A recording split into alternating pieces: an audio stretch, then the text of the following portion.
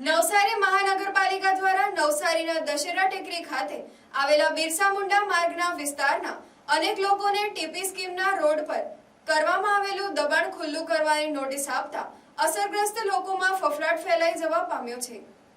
નવસારી મહાનગરપાલિકા બન્યા બાદ શહેરના અનેક માર્ગોને પહોળા કરવામાં આવી રહ્યા છે અને જેને લઈ માર્ગોની બાજુમાં આવેલા દબાણો પણ દૂર કરવામાં આવી રહ્યા છે। ત્યારે નવસારી શહેરના દશેરા ટેકરીનો માર્ગ કે જે બિરસા મુંડા માર્ગ તરીકે ઓળખાય છે એ માર્ગની બાજુમાં રહેણાંક તથા અન્ય માલિકો કબજેદારોને મંગળવારે નવસારી મહાનગરપાલિકાના તંત્ર દ્વારા નોટિસો આપવામાં આવી હતી।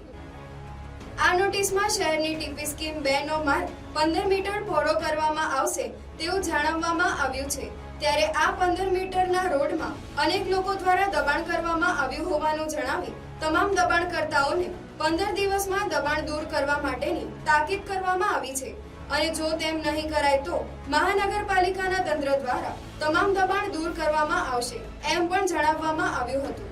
ત્યારે અહીં ઉલ્લેખનીય છે કે આ માર્ગ પર શ્રમજીવી પરિવારના લોકો પણ રહે છે અને તેમને આ નોટિસ મળતા તેઓ ચિંતામાં મુકાયા છે।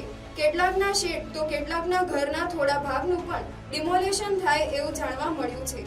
જી, હું વોર્ડ નંબર 13 માજી નગર સેવક વિજયભાઈ રાઠોડ।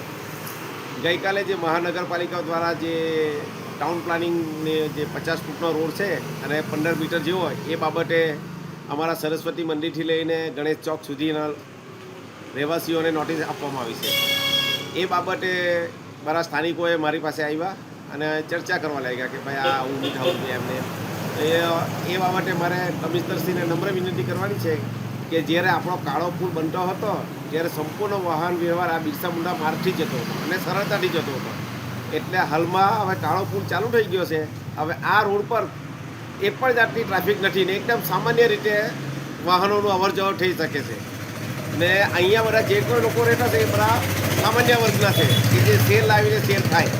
એટલે મારે એટલું જ કહેવું છે કે વિકાસ તો આપણે કરવો જોઈએ, થવો જોઈએ, પરંતુ સામાન્ય માણસોને ધ્યાનમાં લઈને એમનું ઓછામાં ઓછું નુકસાન થાય એ રીતે કરો એવી અમારી આપ પાસે નમ્ર વિનંતી છે।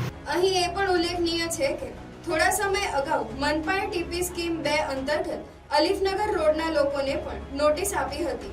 ત્યારે આગામી 15 દિવસોમાં આ વિસ્તારમાં મહાનગરપાલિકા તંત્ર દ્વારા શું કામગીરી કરવામાં આવે છે તે જોવું રહ્યું। Bureau report NTC news Navsari.